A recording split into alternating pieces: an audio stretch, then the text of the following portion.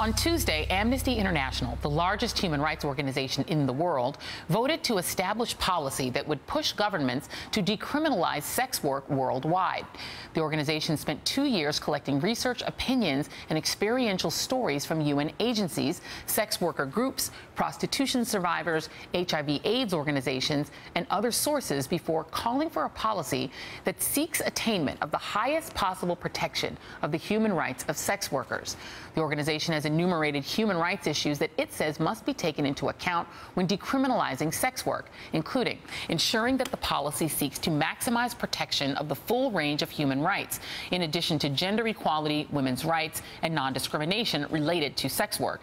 In particular, security of the person, the rights of children, access to justice, the right to health, the rights of indigenous peoples, and the right to a livelihood, urging states to take appropriate measures to realize the economic, social, and cultural rights of all people so that no person enters sex work against their will, and every state's obligation to ensure that sex workers are protected from exploitation and can use criminal law to address acts of exploitation. The organization says it's addressing the issue raised on international human rights standards and is creating the policy in an effort to help governments across the globe protect the rights of all people, including marginalized sex workers.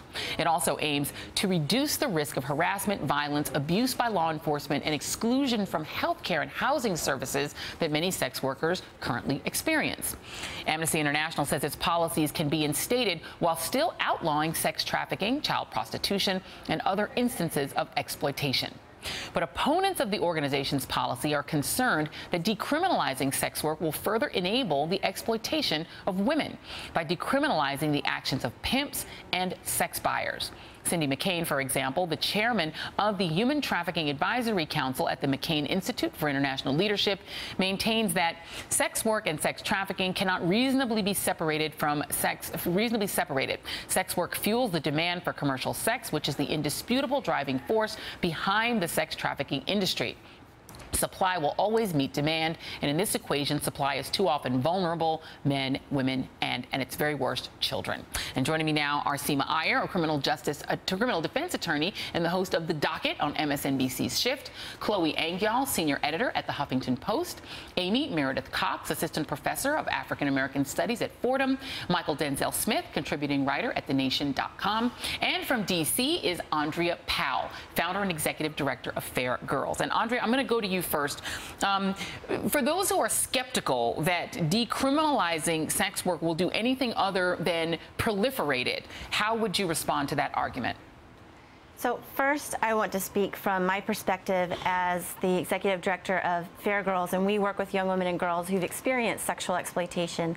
And one of the core violations that they've experienced is over half of the girls that we serve, some as young as 13, are arrested for prostitution prior to getting help and being identified as victims of exploitation.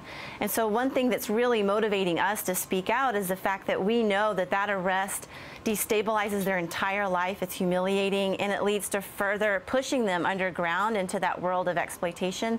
Pimps and traffickers actually say to these girls, "You are going to be arrested if you try to get help." And by doing so, we confirm that, and we don't uphold their human rights. And so really what I say to people who say, well, if we decriminalize, then we further, give opportunities to pimps and traffickers, I actually think that potentially the opposite is true. If we give sex workers and those who are involved in sex work as victims the opportunity to speak out without fear of arrest and further abuse, we're actually giving them the power to take control of their lives. But Andre, in some instances, isn't the potential that law enforcement is the only intervention, that potentially a 13-year-old child who can't possibly have chosen to go into this line of work, might that be the only intervention that that child might get? Right. So if we're talking about decriminalization, we're not talking about the fact that we want children to have the right to be involved in sex work. That is always sex trafficking under the Trafficking Victims Protection Act. Any child who is involved in a situation of commercial sex, whether he or she says she wants to or not, is automatically considered a victim. And currently there's a nationwide push to ensure that children aren't arrested and prosecuted. Currently, only a few states out of all of our states have that policy, but we're definitely pushing in that direction. And that really speaks to where we're at as a country and talking about decriminalization kind of overall. We're still trying to make sure children aren't being arrested. Okay, I want to get the panel in on this as well. And Chloe, I mean, I guess maybe I'm just a huge skeptic on this idea that this will somehow solve the problem. All right, so Melissa Gira-Grant was writing at The Nation this week about this. She's been on this issue for a long time, and she made the really good point that I think Andrea speaks to, which is that a lot of the violence, in fact, most of the violence that sex workers are experiencing is coming from police, not from their clients, not from their pimps, but from the police. That policing is the problem. So I'm really glad that we're doing this segment immediately after talking about policing, because we cannot separate these issues. You know, we've been having a really necessary conversation about unwanted, unnecessary, unwarranted police violence, and that conversation has focused largely on young, unarmed black men, as it should. It should also focus on people who are additionally marginalized, either because they are pushed further from the mainstream, further out of the limelight, because they are practicing what is currently an illegal activity.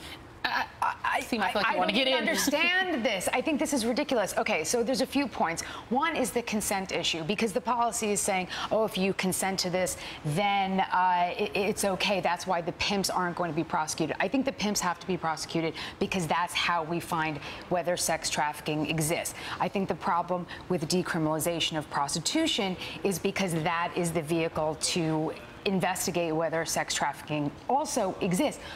Not to actually prosecute, though. At least in New York, there is a tremendous headway with you arrest the prostitutes, you give them every single opportunity in the world to get the services like housing, and then you don't prosecute them because this is the way we find out if there's sex trafficking. And I've seen hundreds of prostitutes testify for the defendants, for the pimps, because they won't cooperate with the prosecution. People don't understand. Prosecutors aren't just to put people in jail. Prosecutors are ministers of justice. They're trying to protect these women. When you come to me and say that it is okay to be called a hoe, because that's what these girls, they get up there, testify, and they say, it's okay that they call me a hoe. I'm a hoe. That's who I am. Then tell me there's no problem. Tell me there's no problem with slavery. I think it's important to question how practical it is to criminalize one side of an interaction and not the other. And in fact, a lot of sex workers who've been talking to journalists this week have said that criminalizing pimps, criminalizing demand, makes it incredibly difficult for sex workers to secure their own safety. So, okay, so trauma coerced bonding, it is a form of the Stockholm syndrome, and people are testifying about this because these girls, let's say you're 13, Joy, and you get roped in, but you don't get arrested till you're 16. Right. Then what? Andrea's saying, okay, it's all right. Now it's consensual. Okay. Well, I want to continue this after the break, and we definitely will. I want to ask that question about whether it's ever consensual or whether people ever choose to be in this life. But when we come back, we're also going to hear the perspective from a pimp.